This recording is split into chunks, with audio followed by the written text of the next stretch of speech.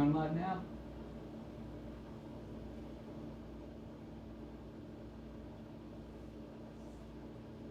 We're live.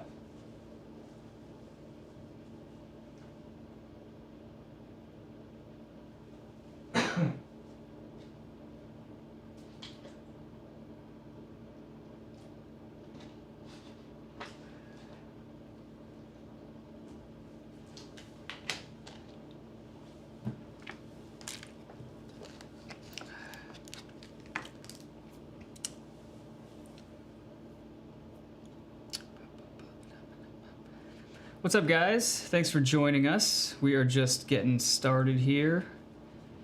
Trying to pull the video up here so we can participate in the chat real quick. I can't figure out why it's not showing up.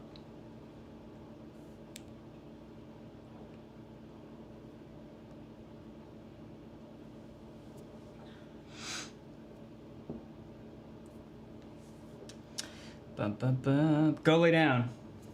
I swear to God. Don't get on my last nerve today.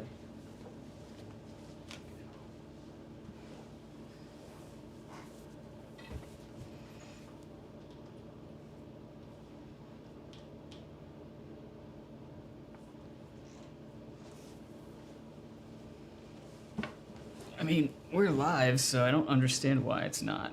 Like, where is it? Why is this always a thing? I don't know. Every time, like, haven't you figured this out by now? No. Fucking, why are we in studio? I don't want to be in studio.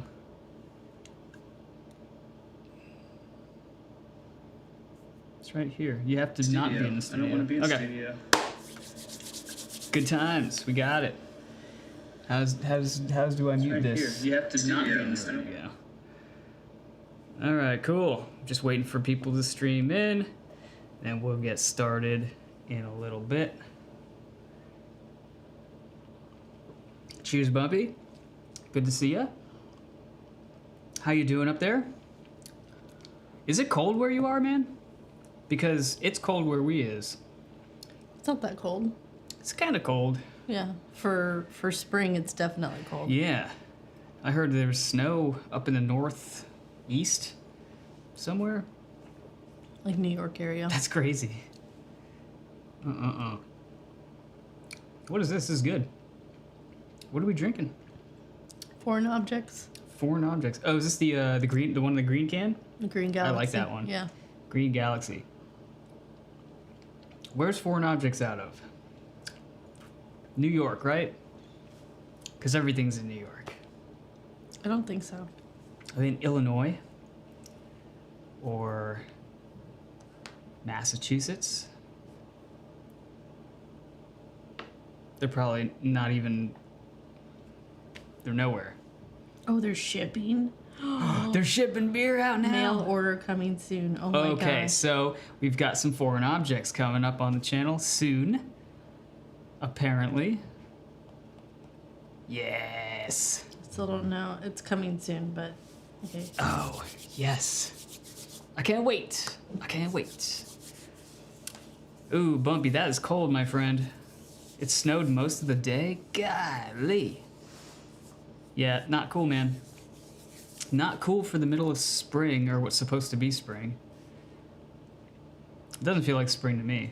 But, luckily down here, apparently it's supposed to be 72, 75-ish this week. 70 to 75, I think. So, that'll be good. Yeah, you're right. Monroe, New York. New York. I knew it. Upstate New Everything's York, from New York. Everything great is from New York, it seems like. All the beer that we have in the fridge is from New York. All right, cool. Well, we'll definitely have to I don't know get that where shipped out. Monroe is. No, I need to find out. It's where upstate. It's up there. Monroe.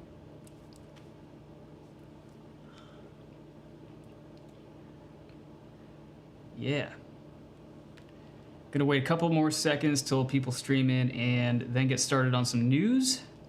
And then we'll dive right into the beer reviews from Rocket Frog. Luckily, we got Richard here, co-owner of Rocket Frog. Nice shirt, bro. Thank you so much. Thank you for providing it. We appreciate that.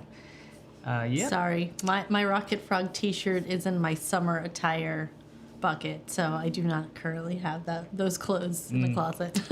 T-shirts and jeans are just my I staple. need a hoodie from Rocket Frog. That's what I need. Yeah? Because I wear hoodies all the time because it's so cold in here. Well, So I mean, I like next it cold. time I need to go get a hoodie. Yeah. Next time we're there. Got a weird white thing that's pissing me off for some reason. I don't know what that is. Anyway. So we got 4 viewers. A little low, but that's okay because this was kind of a last minute. We're starting to do these every Saturday, but I don't think everybody knows yet that we're doing them every Saturday. And last week I wasn't feeling that great, so we ended up skipping it. I just didn't feel like drinking beer, so we didn't end up getting to it. But today we're celebrating Rocket Frog's 2-year anniversary, which is very cool. Congrats, guys. Is it today or was it like? Well, it's not today. It's like this whole week kind of they're celebrating it because of the whole, event thing that we have going on. So we're just kind of coasting off that for the moment. This tablecloth. I'm very OCD about this for some reason.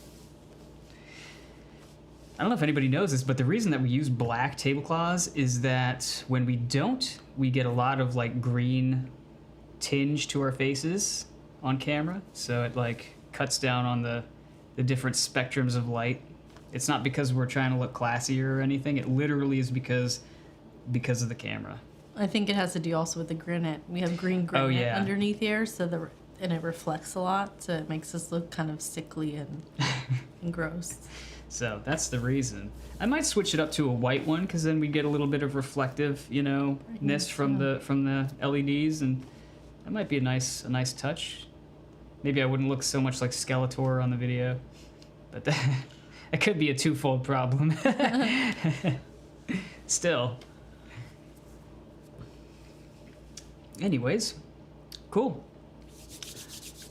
Yeah, you guys are doing good, man, with the anniversary. Like, you guys are canning a lot of stuff. Rocket Frog is doing a really good job at putting on what events they can, doing all that they can to as much as they can to release things. And they got a new IPA, which we're going to taste today, a new Kolsch, which we're going to try out. That I'm excited for. Still haven't really had any of these, so it's first time for us. Like usual on Brew Review, it's just what do we got going on? Yeah. First time try type of thing. So, yeah, they have Growler Specials going on. What else you got going on, Richard? Inform the people, the good people, what is happening at Rocket Frog. We would love to know.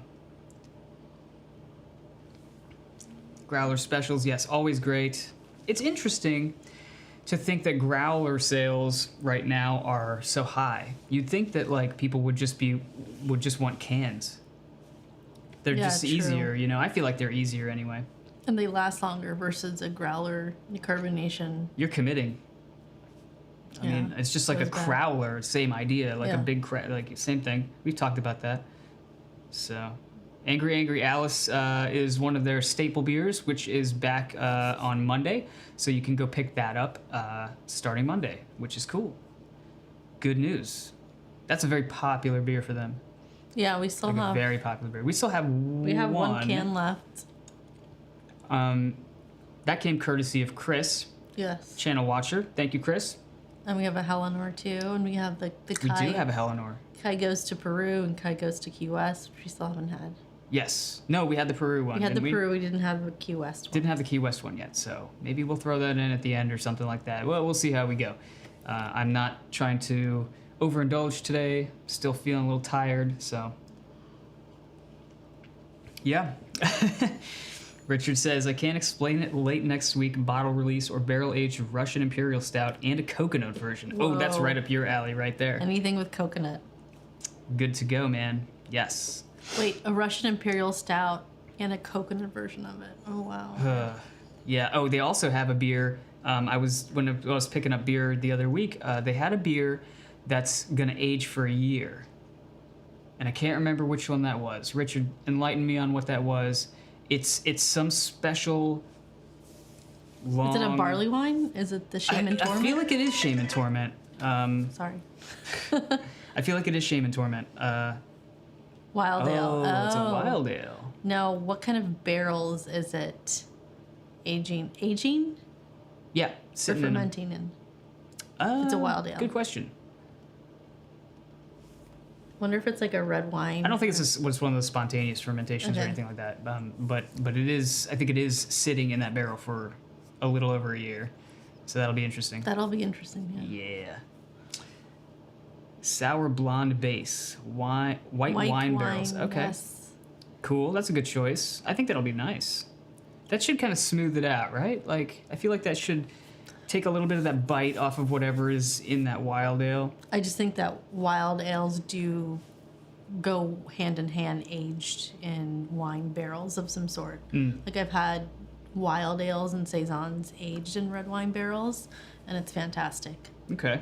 And they I've never had one, so I don't know. Okay, hey Nathan, what's up, man? Glad you could join us. Thank you so much for watching. We're just gonna get into some of these beers in a moment after the news. Richard said, and also they also used whiskey barrels, so it's like a combination of the two. Like you have white wine, and then you also have whiskey barrels, so you can kind of pick your poison, as it were. That would be cool. That'd be kind of cool to see the differences between the two, and see what each imparts on the flavor of that beer. So I don't know. We'll have to wait and see on that one when that releases in 2021, I guess. So. All right, so we're going to get into some news here. We've got a couple articles here. And, I really do wish, guys, that I had more positivity to spread in the news segment. But unfortunately, the place we're at now, a lot of it is just kind of, mediocrely. It's a bit downy. It's a bit downy. It's a bit downy. It's like watching a slow motion car crash. But the first article I pulled up was courtesy craftbrewingbusiness.com, and they were saying that the e-commerce channels are the saving grace of breweries. Like ordering online, like we were just looking at the Foreign Objects website, the ability to get beer to different markets very, very easily is kind of what's keeping a lot of businesses afloat. It's just all the more reason, like I mentioned in the last live stream, to support your local breweries. Whatever is close by, those are the people that need the money right now the most. And I think that, South Africa, for example, has been the hardest hit by this whole thing. Really? Because, in the beer industry? Yeah, because the market completely shut down. Really? Like, they were disallowed from selling alcohol or transporting it. Oh, no, that sucks. So you can't, get anything anywhere.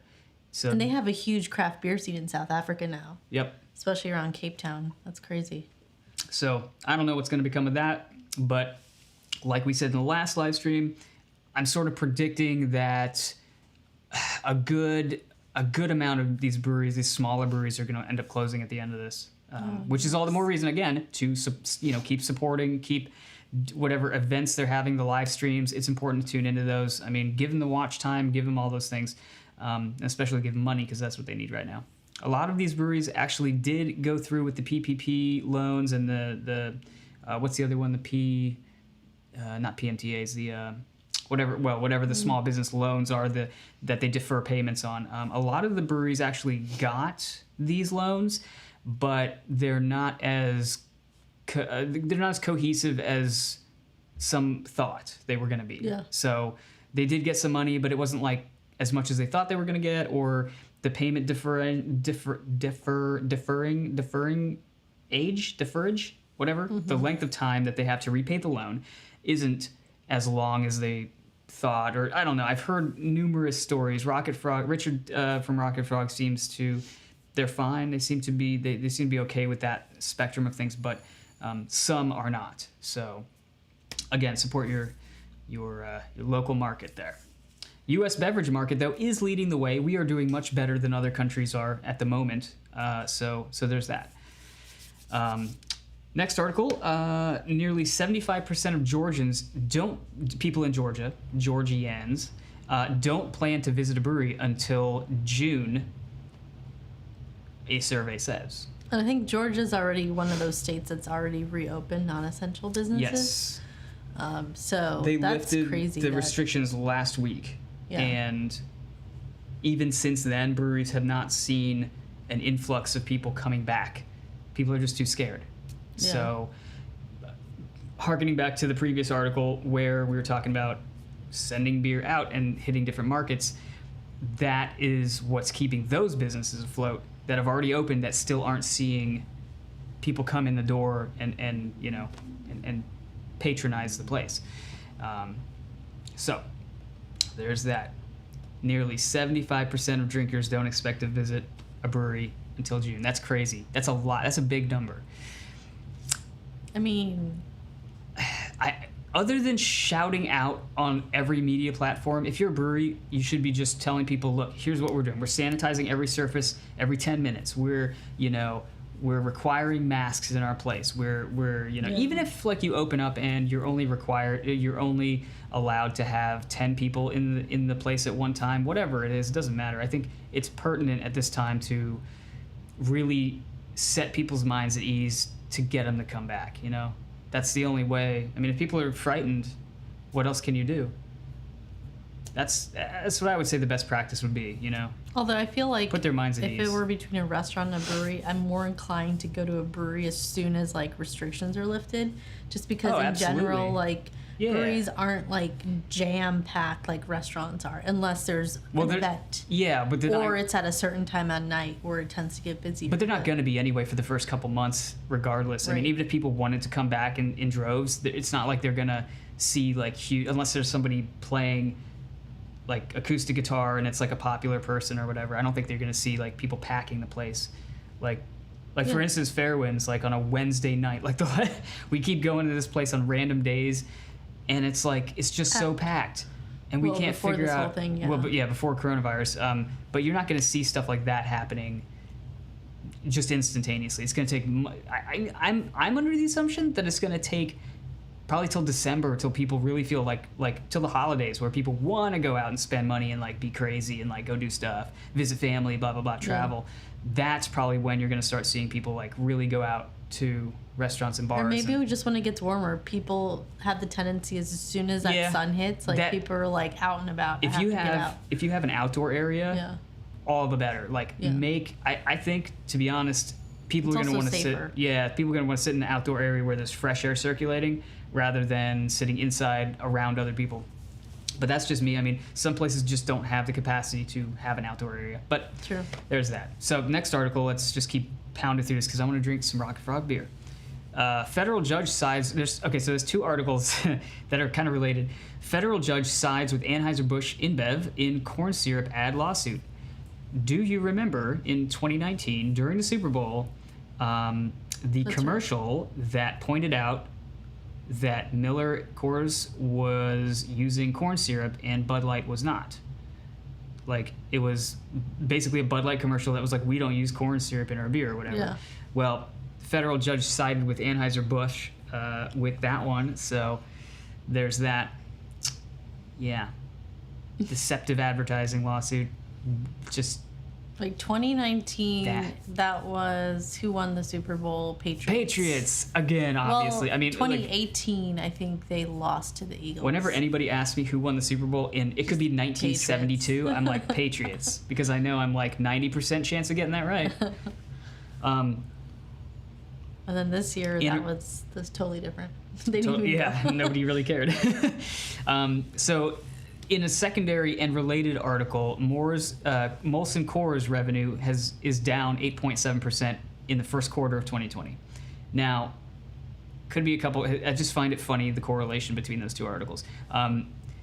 One reason for that is because COVID-19, obviously.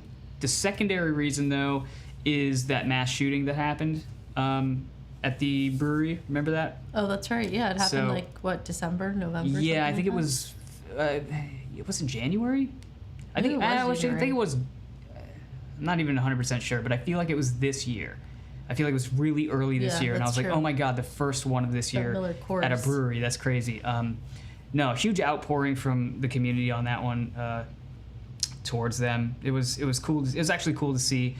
Not much shit talking going on, because I felt like everybody kind of bonded together and was like supporting even big beer, you know, at that point. We're like, and it does suck. It's a shitty situation, and no brewery on any scale should have to deal with that. But it was cool to see the outpouring of support from the craft beer community to them on that one. But just weird how those two kind of like revenues down, lost a lawsuit. Oh, in related news, who sold what? Miller Coors sold their Pabst ended up buying the California brewery from Anheuser-Busch, right? I think it was Anheuser-Busch. Was it Miller Coors? One of the two. Either way. I thought it was Miller Coors. Maybe it's Miller. I think it was Miller. But yeah, one of the two. It wasn't like super important, so I didn't put it in the news article. But yeah, so $150 million sale going to Pabst from one of those two big. But it's only like one facility. So Pabst ended up buying one giant facility for $150 million, and I don't know what they're going to do with it. But there's that. So it's news. The last article, though, that I pulled up, which was interesting, is the Beer Board founder, Mark Young. He is keeping his eye on the future of on-premise retail, and he's launched a project called Project Reset, which is a program aimed at helping bars and restaurants determine which beers should be in their coolers and how best to sell those beers, what's marketable, those types of things. I think this is important in a couple different ways. One, so let's take Fairwinds, for example, or Rocket Frog even. These beers are potentially in stores, restaurants, right? Like Applebee's, Glory Days, whatever have you. On draft, Howling Gale is on draft like pretty much everywhere. It's a popular beer. You just go in the restaurant, you order it, and they pour it for you. If this guy says that Howling Gale beer is not a good idea to keep on those taps, what recourse do smaller breweries have to at that revenue? You know what I mean?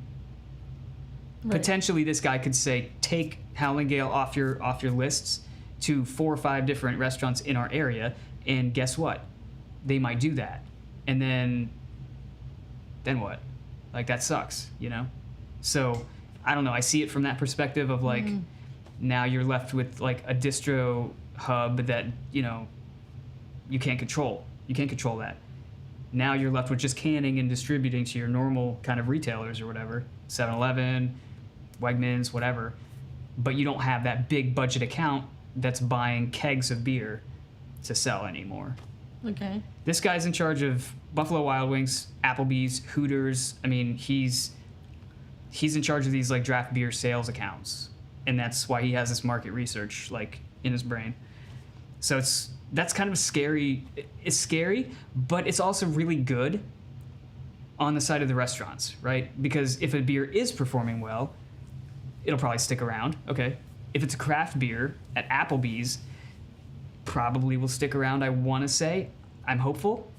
Just because it's a craft beer at Applebee's. Like, people come in and that's the new norm now, right? Like, there's Miller, Coors, Bud, Stella, whatever, and then you got Fairwinds. And you're like, what's that?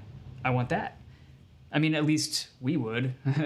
Yeah. I would hope a lot more people would than just us two, but, I wish, but I don't know. I mean... The reality is it's a bit more complicated than that. And it is. And that's what scares me a little bit. Yeah. They have to look at demographics and whatnot to see what kind of clientele they're really reaching out to. Yeah, he owns a tech and data company which tracks more than $1 billion in these sales. So that's what he's got the numbers, and that's could go either way on that one. So as long as breweries, I think, keep producing great beer and have good relationships with, their different accounts, I think they're good to go.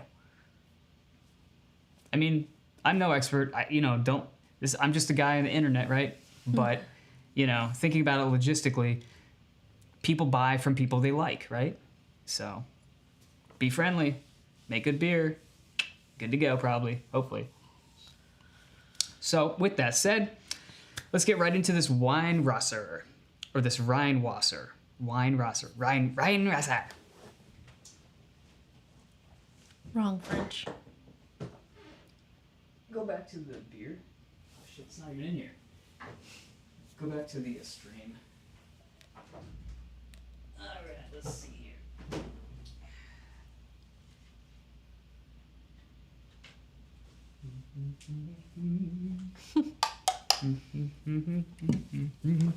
Wait, Richard, why did you have a meeting with 8 general managers of BMW? Were they looking to Are you looking to buy an M5? yeah, and they were all too hungover to sample beer, but what's the backstory behind the BMW managers? Yeah. Anybody who's interested can open up the live chat and follow along with all the stuff that are going on in there. Oh, BWW. Never What? mind. Oh, Buffalo Wild Wings, yeah. I was like, BMW? What is BMW? What does that have to do with anything right now? So, we're taking a look at this Rocket Frog Rhinewasser. This is a Kolsch style ale. It tells us right on here what's used. That's great. I always like seeing that. There's a lot of text on the can here. We got an address for Rocket Frog. That's pretty cool. I've never seen any of their cans actually have that. So that might be new. I haven't looked specifically for that, but I've also never noticed it. There's a frog. I found it. It's on top of the... Yeah. So with Rocket Frog, it's really cool. On their can art, they always have like a hidden frog on there. This one, here's the can. I mean, it's not a typical brew review, so I can't really like show you some pretty gorgeous B-roll of, the can or anything. But this is essentially Cologne, or what I think is Cologne here. An image, I was going to say, what a landscape city of Cologne. It's got to be is a Cologne. landscape? I mean, I guess, yeah. for reasons I'll discuss in a second. But then it has a spaceship on it, and it's got this rocket frog with the German, German The flag, German flag, yeah. and the little frog right there sitting on top of the building. The label itself, the yellow label, is like the backdrop is like... It's a cathedral. Oh, okay, the opening, yeah. Almost like the Notre Dame, but it can't be the Notre Dame because that's in France. So, 4.6%. This is a Kolsch style ale, as we said. It's using the Weyermann bark malt, some Pilsner malt in there. Weyermann type Köln malt. Keln, whatever. I try to say it like a German. If any Germans are in here and I'm offending you, please let me know. I am sorry. I do apologize in advance for mispronouncing literally everywhere. It's using Hallertau Mittelfrüh for hops and Herzbacher. I don't think I've ever noticed Herzbacher hops in any beer that I've had, so this will be new. It says originating along the Rhine River in Köln, Germany. Kolsch is a classic beer style that has stood the test of time. This is our interpretation of a full, soft, bready malt and honey notes with a hint of spicy hops. Prost. Always like seeing that German salute on this. 22 IBU. So a Kolsch is a bottom fermented beer. It is typically lagered. And it's using, the yeast, Jasper yeast. And they even say it's JY158 if you're so inclined to know. So I'm just catching up on the chat thing.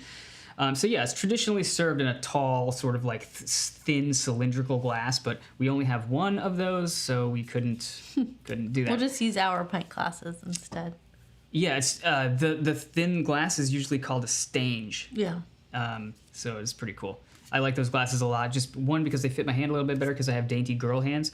But two, they seem to definitely lend a little bit more like punch to the beer itself. Yeah. I don't know what it is, if it's a factor of the carbonation or if it's like concentrating the hop character like into your area right there, or what it is, but it definitely lends its own thing to it. So we're gonna, I expect to get a bunch of noble hop spiciness, notes of grape, maybe a floral character to it, some grassy notes definitely. It's gonna be malty with a nice yeast character to it, I think. At least that's what I expect out of a Kolsch. Yes. These beers are warm fermented with top fermenting yeast, then conditioned in cold environments and lagered after that. That's smells like Kolsch. That's what it is all about. So let's get some notes here. Yeah, it's a little bit estery. Mm-hmm.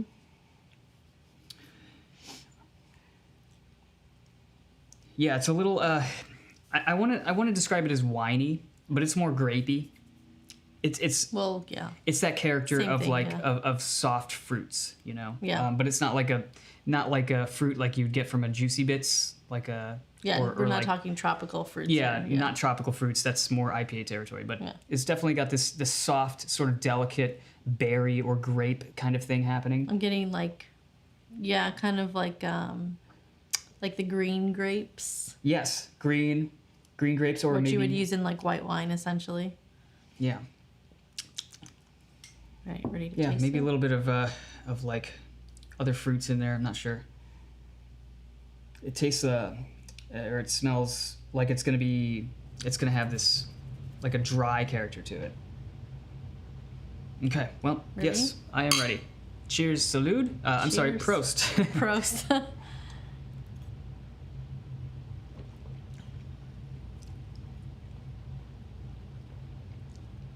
Yeah, okay. So, right off the bat, it's not quite as punchy as I expected it was going to be. But, having said that, it tastes very traditional. This is, I really just personally like really punchy, sassy, snappy, spicy, hopped Kelsches. I don't know what it is. Okay. That's just me. But, again, this is, it's well done. It's very clean. The first thing I actually just noticed is that it's very clean finishing. There's no sort of aftertaste aside from the hop character that the Hallertau brings to the table. Yeah, it's got this sort of like noble hop spiciness going on. It is florally, almost a little flowery, perhaps. Like I want to say like roses, but like flower, like maybe tulips or something. I know that sounds weird, but I'm trying my best.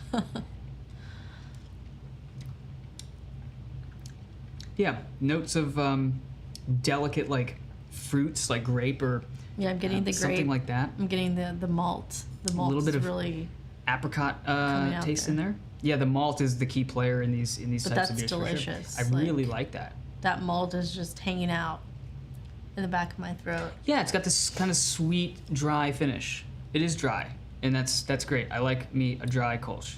Like this isn't too coaty on your mouth or your palate in any way. This would be a very good beer to have with like crackers and cheese, or some sort of. I mean, what doesn't go well with tacos? So let's throw tacos in there too. Yeah. Richard knows what I'm talking about. Yeah, no, it's a very enjoyable, very sessionable beer. It's I like this. incredibly translucent. Yeah, like, it's got it this. is just It's going to sleep. It's got a very nice straw color to it.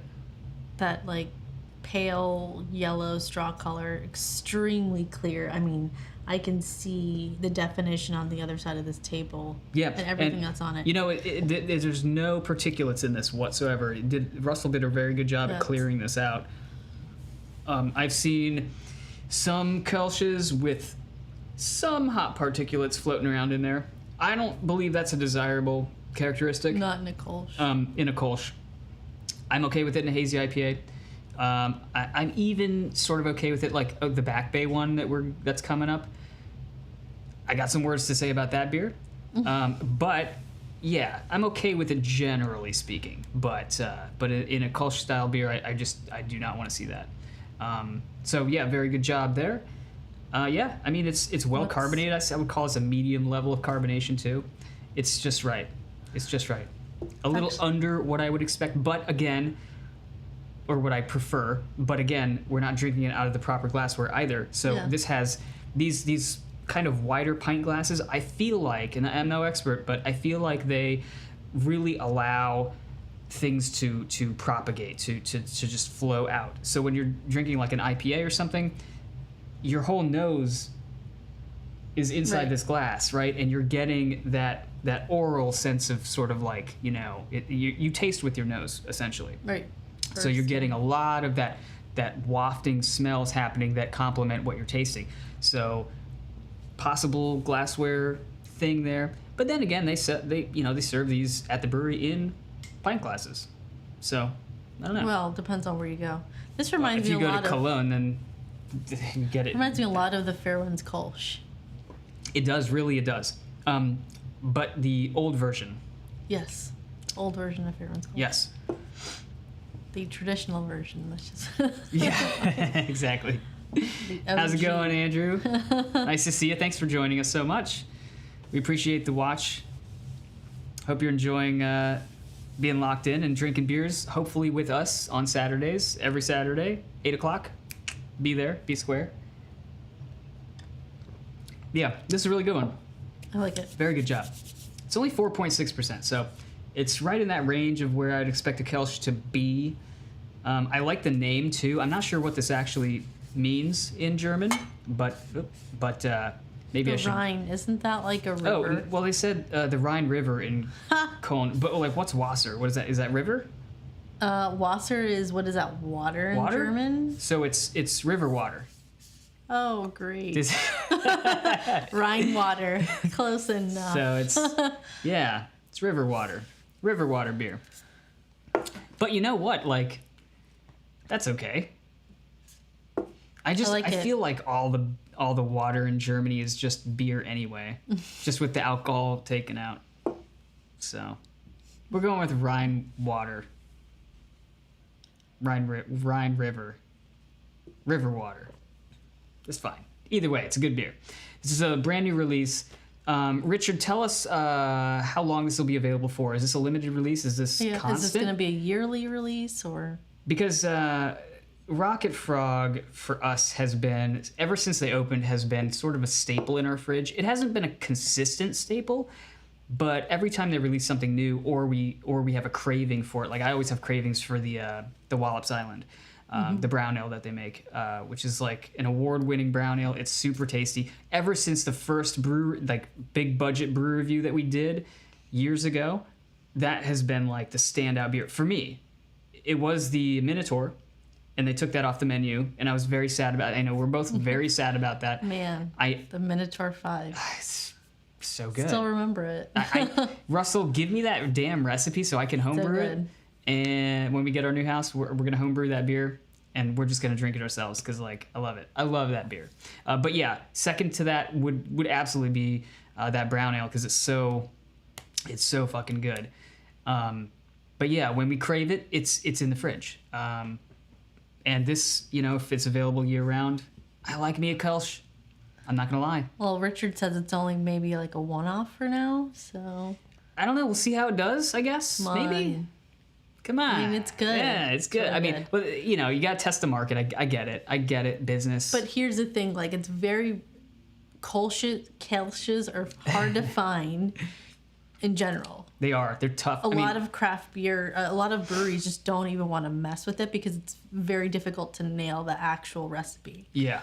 I only know of, like, a few breweries in this area that do a Kolsch and do it and do it well. I mean, that's the hardest part is I think there's temperature control with these beers. Also, because one person decided to share the recipe. Well, yeah, we all know who that person is, and he shall go unnamed. Breweries. But I wonder if this is not that recipe just modified slightly, or is it the exact same one that, I don't know. I mean, I'm keen to find out on a private PM level.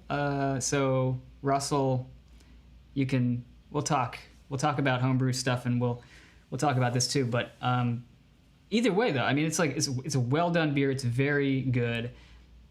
I'm not tasting any off flavors or anything in there. It's just it's good. This is really something that I would expect to get in Cologne. Yeah, in Germany. From any brewery there. Now, it's called Kolsch style because you can only call it a Kolsch if it's within a 50-mile radius of Cologne, Germany. Oh. So anything else technically isn't a Rheinwasser beer, right? So it's that fucking word. The Rheinwasser is the German purity law of 1519, yeah, I think 1518, 1514, I don't know. Anyway, 1500s. But basically the government stepped in and was like, you can't brew this beer unless it's brewed with these particular ingredients in this particular way in this particular region of this particular country. Like they had like a monopoly on this style of beer. So that's one reason I like it, because it's so tightly controlled, and it has to be good Yeah. in order for a brewery to actually release this thing in. But anyway, that's beside the point. Anyway, that's why it's called a Kolsch style, and that's why you kind of, I've rarely seen beers labeled as Kolsch. Yeah, that's true. It's always Kolsch style or something similar to that wording and that verbiage. So anyway, this is a good one. I like this one. Let's move it on to the Antares, Ooh, yes. which is an IPA. And that beer, promises, I'm just going to set this aside for now. Like I said, I didn't want to drink a whole shit ton tonight. Kelly, you're right, man. It is all about demand. Cheers, Thrash Metal. Glad you can make it on. Thank you so much.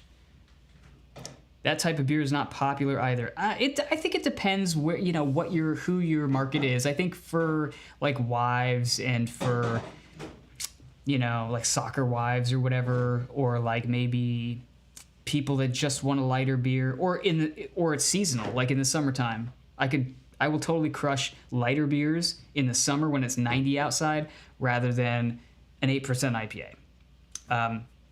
Sorry, Sandra's asking me if I want to wash this glass out. No, I want to finish drinking this beer later.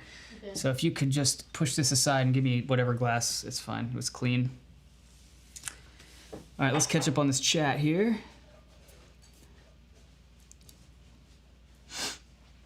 Yes.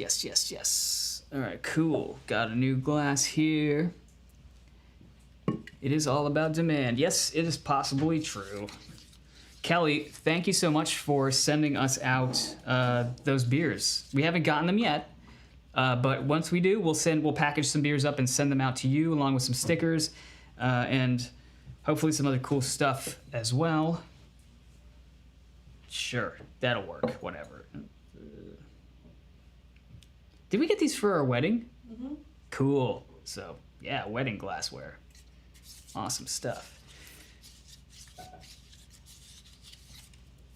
Yes, Kelly was able to get us some stuff from. I'm gonna go out on a limb. Don't tell us. Don't tell us. No, don't tell us. But I think it's gonna be some Russian River stuff. I think it's gonna be some hopefully Pizza Port, because I was super curious about Pizza Port.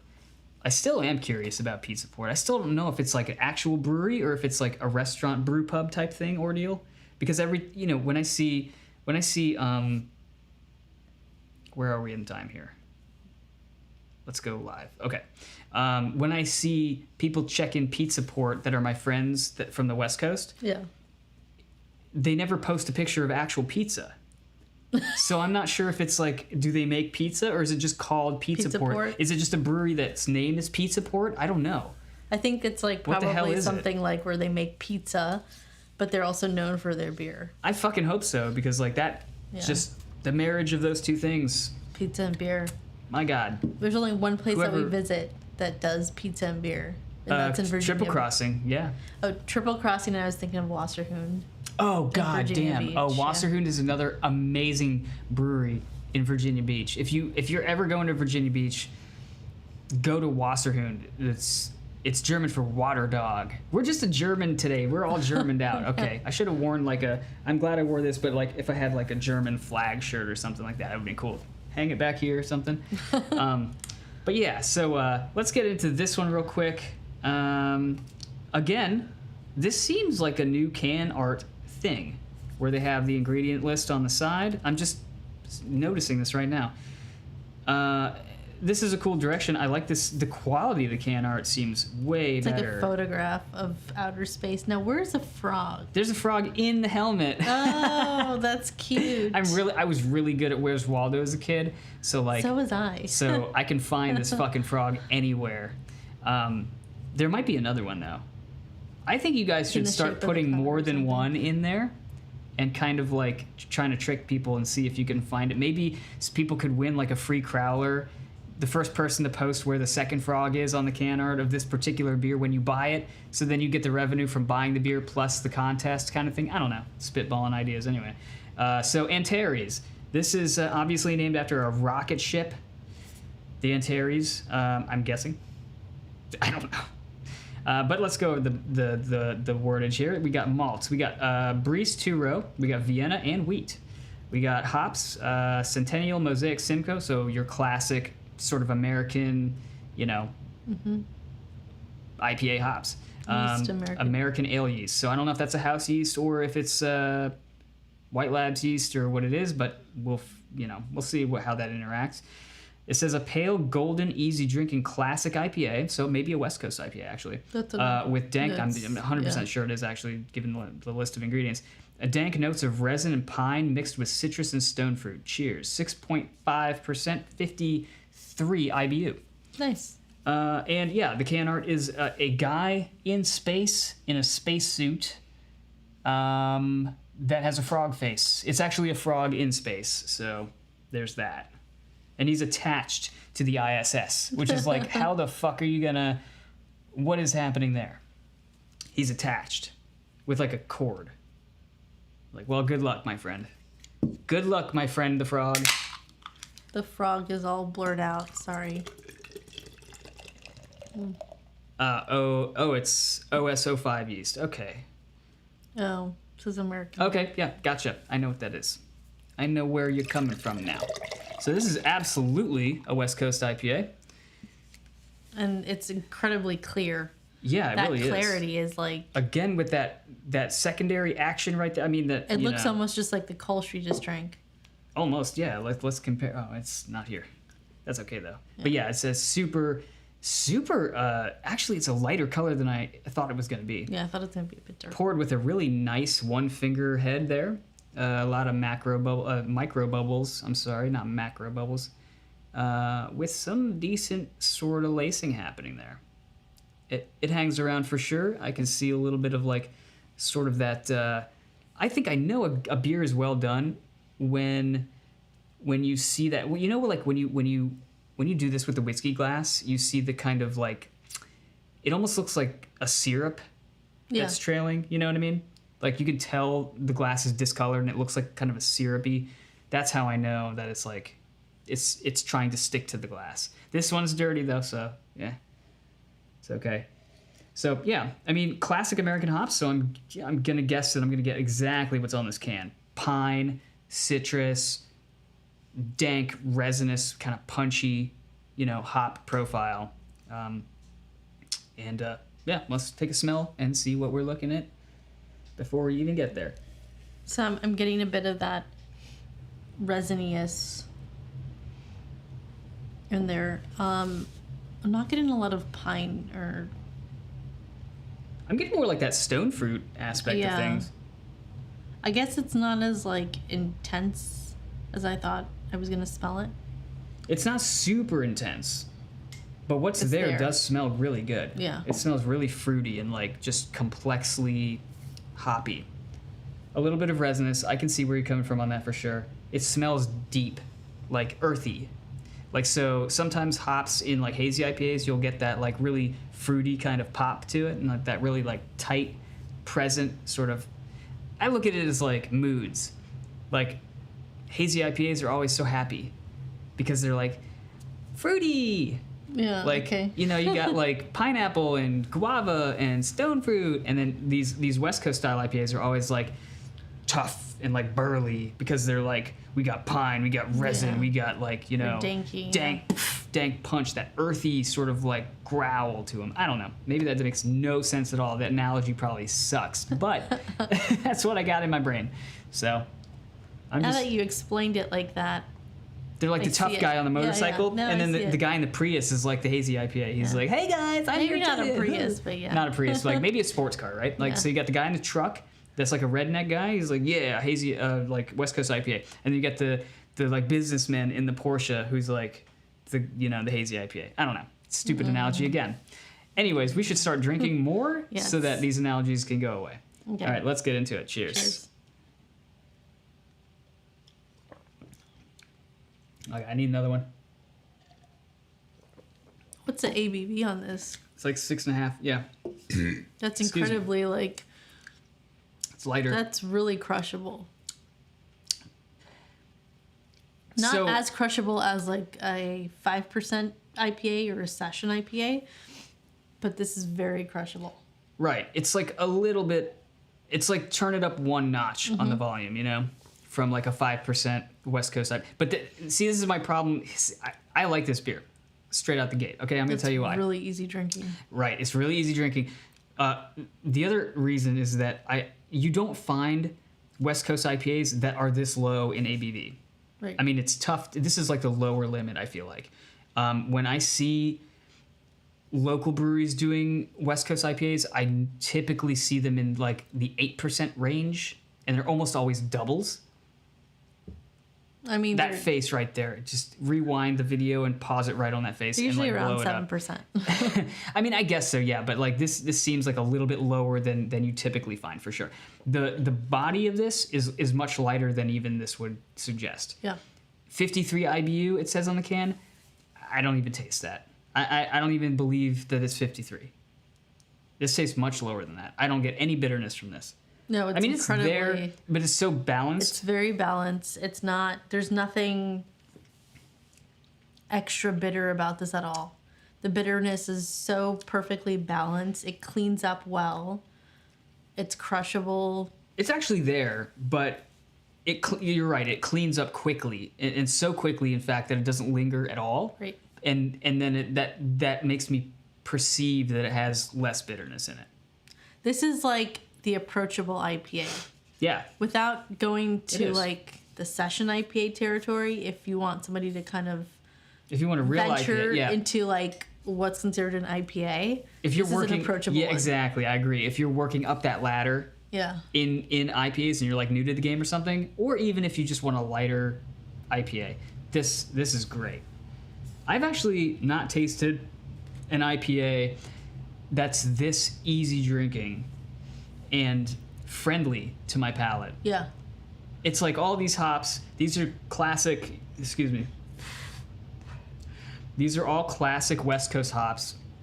That typically, when I have a beer with these in them, and it's a West Coast IPA, they're kind of sharp. They still have that earthy quality to them, but they're not smooth, right? Mm-hmm. Like the delivery is not smooth. But with this one, it totally kind of catches me off guard, and I almost wonder if they did some sort of water modification or something to soften it up a little bit. Maybe. Just because it's very easy to drink. I have to say that like I was somewhat expecting another rendition of the Angry Alice series because that's when I associate IPAs at Rocket Frog, I think of Angry Alice and Angry Alice. And this is nothing like it. Like totally different. And I appreciate that and I like it. Yeah. Like, it's just a totally different. Granted, I love the Angry Alice Yeah, that's a good beer. renditions of that beer. This one's like on a different spectrum entirely. Yeah. It's good, man. This is another good one. I didn't know what to expect, man, because like IPAs are a dime a dozen these days, and I feel like I've drank just like so many of them.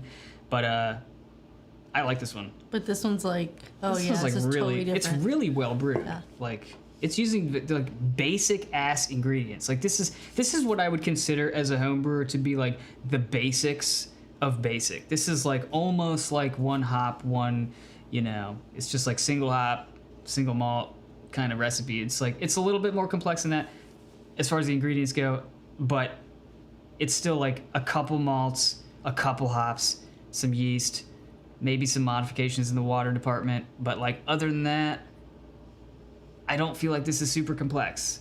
But somehow Russell was able to brew this in such a way where like everything is in this balanced area, And it almost tastes like a slightly hazy IPA to me, just because of the smoothness of those hops.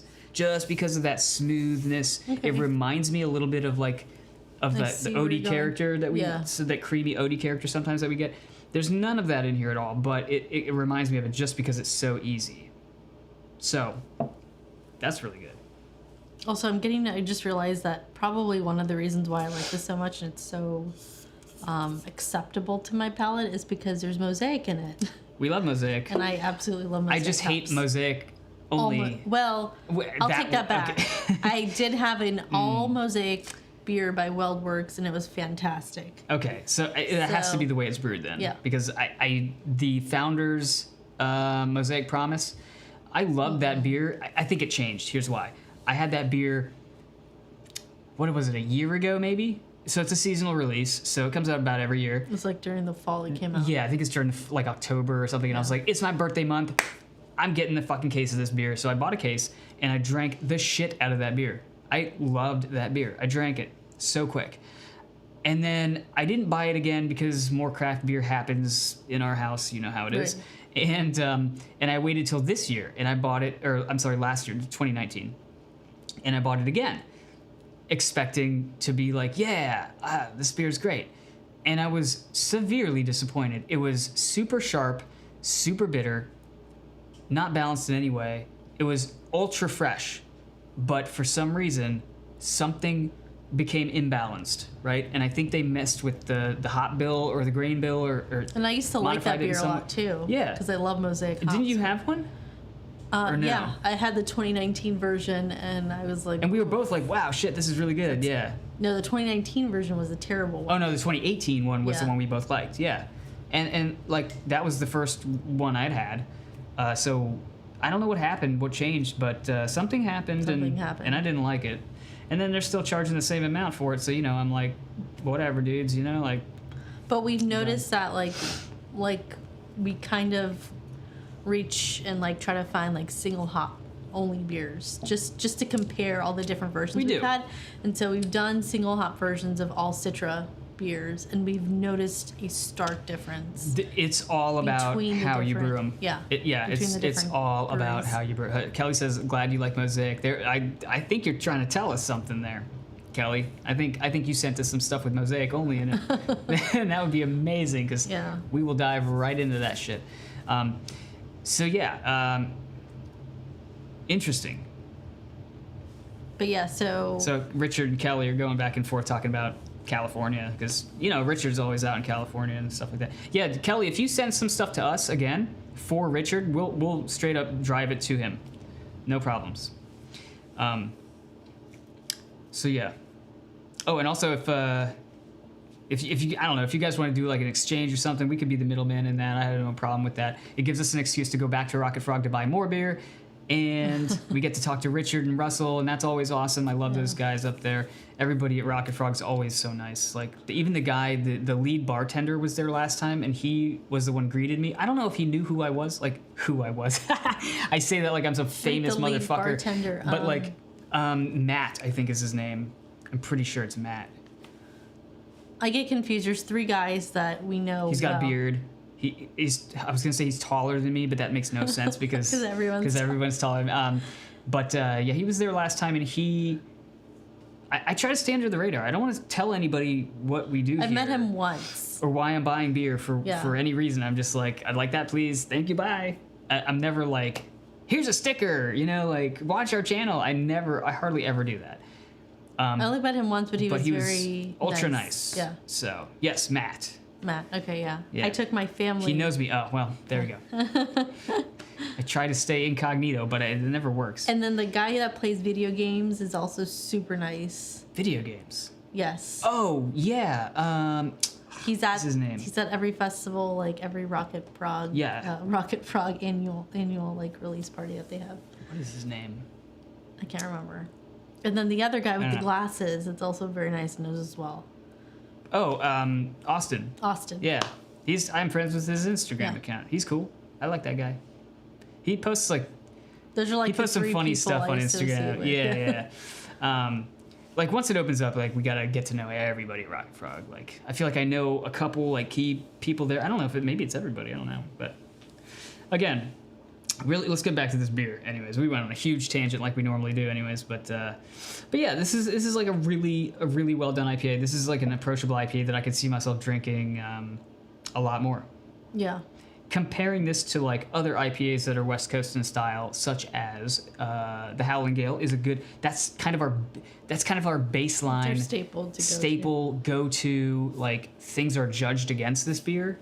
Mm-hmm. I actually like this better.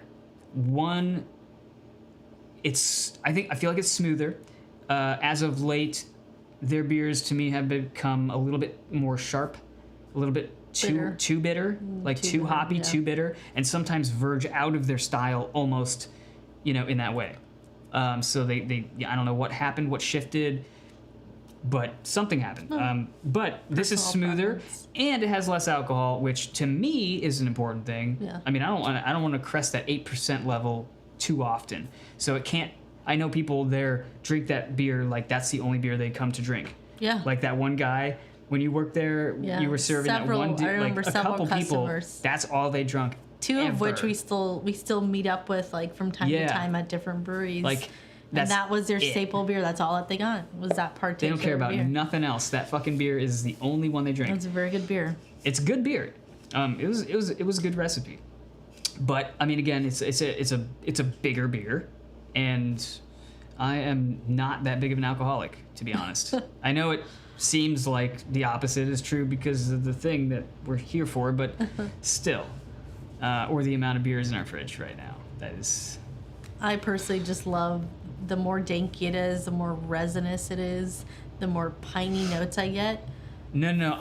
When I get a craft me. beer, I expect it to have those notes for sure. For 100% sure, yeah. I mean, definitely. But you know, there are times I will say that you know you just want a beer at 1 p.m. And I'm sure you guys like 6 people watching, 7 people watching, whatever. I'm sure 85% of you people right now are either working from home or unemployed. But either way, you're drinking at about 1 p.m. Some days, almost guaranteed, 40% of the time you're drinking during the day. No longer are people waiting until 8 p.m. to crack a beer. Right, so you can. I want that 4% beer just to fucking I want that taste. It's like it's almost like akin to having a non-alcoholic beer. In my mind, like The way I see it is that if I start earlier in the day, you got drinking, more time to drink. I got Is that- more time to process out the alcohol, so Oh, I can okay. handle all the double IPAs. Okay, And it that makes works. sense. Like, yeah, because then you're not like slamming back beers in like a short time span. You have more time to process it out, so your body can just get rid of it. That's a good point. That's That's a good point. what I do. I mean, if you're just chilling on beers, 8% beers all day is fine. But if I have to drink all day, and then like all of a sudden I have to go drive to get the pizza because they won't deliver it or whatever the case is, or like, oh, we Well, need then you fucking have milk. issues, yeah. We need milk. We go get milk, and I'm like,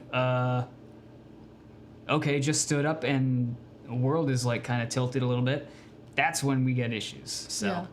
I have to reserve myself day drinking to lighter beers, and There's that's why also like shower Italian. beers. Yeah, this is this is Shower the global beers. thing that I'm talking about. Shower beers is like Kölsches are generally under 5.5%.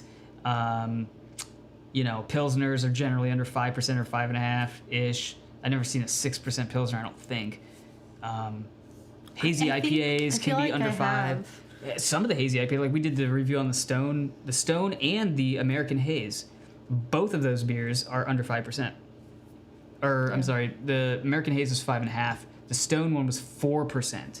That was crazy. That shit- For as much going on. Go in rewatch that review For a 4% beer, that's insane. later on, because that was wild. But I still didn't like it more than the American Haze. I will say that. We're getting off on so many tangents right now. Yeah. But it's okay. We're opening it up now to like mass discussion. Whatever people want to ask questions about, that's okay. We're just here to hang out at this point for another couple minutes before we get off the air. But yeah, the American Haze from New Belgium was, and still is, I think, my de facto late spring summer beer. Mm-hmm. I think I'm going to buy that beer a lot this Assuming summer. they continue it. Somebody posted a picture on Facebook. They will, 'cause of I- a New Belgium beer. It's called like 1983, Yes. and it's an all mango IPA. Yeah. It's like what? Well, so New Belgium is interesting. They're coming out with but what's with the title? I was it, can't 1983? I can't remember. I don't think they discussed. I've been participating in a lot of New Belgium's live streams and asking questions and like getting involved in things. And their first news is that they're coming out with that 1983 beer, and I can't remember why it's called that. If anybody knows, that'd be great. You want to do some Google research real quick and Yeah. shoot it back to us? Perfect. Yes, Kelly, I love session beers too. See, this is what I'm talking about. It's true, Most yeah. craft beers are 6+. And that's one reason that I started gravitating into that 6%, 6.5% region is because out of necessity, I have to. I can't find a Yeah. 4% hazy IPA every day, you know? So when I do, it's an insta-buy. Buy that shit. Although buy a bunch of that shit. Because we have the found likelihood it'll come back is... we've found one brewery in particular that does an excellent job at beers under 6%. Who's It's that? Marlowe. Oh, yeah. Or Dude, Marlo. so yeah, Marlowe. Marlowe. It's yeah. Marlowe. Yeah. Or Marlowe-y, or what, I don't know, but I mean- Marlowe.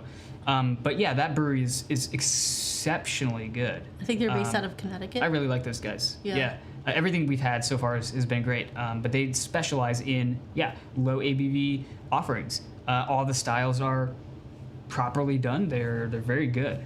So check that out if you can. I think they do shipping. I don't know. I don't know if they do yeah. direct, but you can get them through Tavor, which we always do. We get them through our local beer shop Oh yeah, because a they lot do of them come distribute. there. So they're starting to distribute down here. But either way, going back to New Belgium, the 1783 or whatever, the 1983, that might have been like the founding year of that. That's when I was born, so there's that, showing my age. That's, I can't remember what they said about that. They didn't really discuss that. What they were really focused on in those live streams is their new like variety packs and their new hazy offerings. So they're coming out with a couple more in that voodoo range that are, Which is like their hazy IPA Yes. offering territory. so that's the Voodoo Ranger series is kind of like the IPA centric, offerings or whatever it is. So they're coming out with a variety pack featuring like just a smattering of different IPAs in that particular range. So that's pretty cool. And some of them are like 7%, some of them are 8%, but a couple of them are definitely like under 6%, 6.5%, I think. And one of those is the American Haze, and that beer is just, it is what It's I pretty good. expected Stone to produce in the Never Ending Haze. It really blew me away. I was like, this is actually better than the Stone one, my Yeah. opinion. I thought it was better. I thought the color It was was. better. It I was thought definitely better. the color was better. I thought the dankiness. I didn't really appreciate the dankiness of the Stone one. It was too fruity, I guess you could say. I think Whereas the American Haze was more like hop centric, and like you got the notes from the hops rather than it felt like there was an addition in there. If that makes any sense. yeah. Yeah. Well, you were gonna say something about the. No, I was gonna say I felt like the American Haze. The reason why I liked it better was because it did have more tropical fruit notes. Like lighter, it was like lighter. Tropical, like stuff that you normally get out of like a good hazy, Yeah, juicy IPA it kind was. of a thing. It was more expected along Yeah. the lines of what you would think it would Versus be. Never Ending Haze, although it was a 4%, beer. So for what it is, it's incredible. You gotta try both because like that beer is insane. Like Yeah. to get that amount of body and that amount of like just like mouthfeel is insane. Like it has more body than this does. It's crazy. It's crazy. It's totally crazy. So I don't know. Different. This is the thing. Different IPAs for different tastes, right? Like it's an option probably for a reason. Somebody did some market research and said we should produce this kind of beer, and somebody tasted it and said we approve this, stamped it, and it went out. Right? Somebody had to have done that. yeah. So it wasn't like it was a mistake or anything. So maybe they're the Stone, the base of people that just only drink Stone beers, the regulars, maybe they requested that particular. Stone's known for danky beers, like That's danky West Coast style, hoppy, hop forward, like kind of piney and resinous beers. They're not known for these hazy IPAs. So I guess it kind of makes sense when you look at it in that light.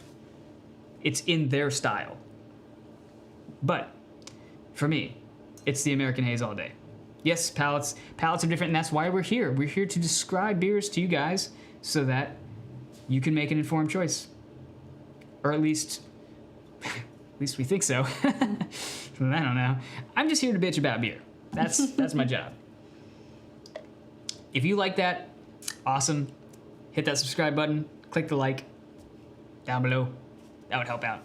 So, but either way, we're here to entertain. We're here to give our opinions on beers, and that's really all we can do. We understand all palates are different. At the end, in every review you see in the description, it says this big disclaimer, like I typed something like, "We know all palates are different.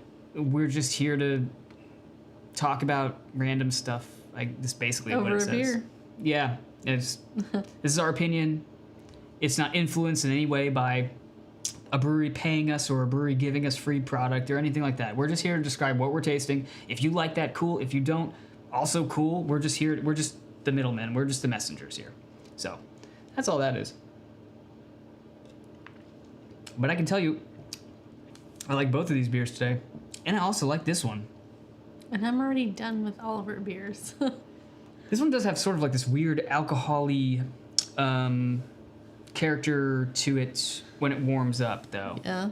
Did you notice? Didn't let yours warm up? No, because I already drank it. Well, I'm sorry. Smell that. It definitely has this kind of like... Yeah. I You see smell what you're that? saying. There's like that twinge It's a in the back twinge. of your... A twinge of something. Ooh. Yeah, what is that?